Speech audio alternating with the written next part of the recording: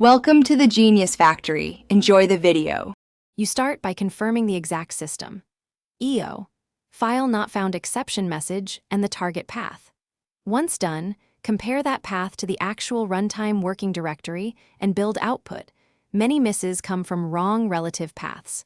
Make sure your project includes the file as content or embedded resource, and set copy to output directory to always or preserve newest. Also validate runtime user permissions, so you aren't blocked from reading the file when the process runs.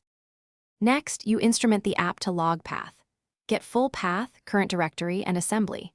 Get executing assembly location so you can see where it's looking.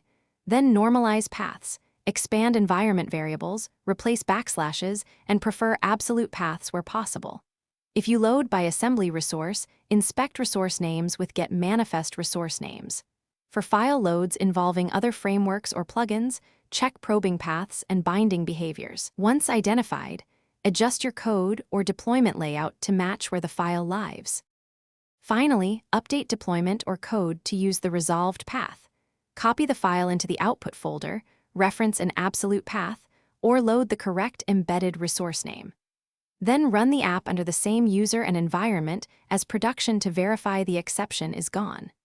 If it still fails, enable detailed assembly or file system logs, fusion logs for assemblies, or elevated application logging to capture the failing probe. One key troubleshooting tip: compare the logged path against the actual deployed files before changing code.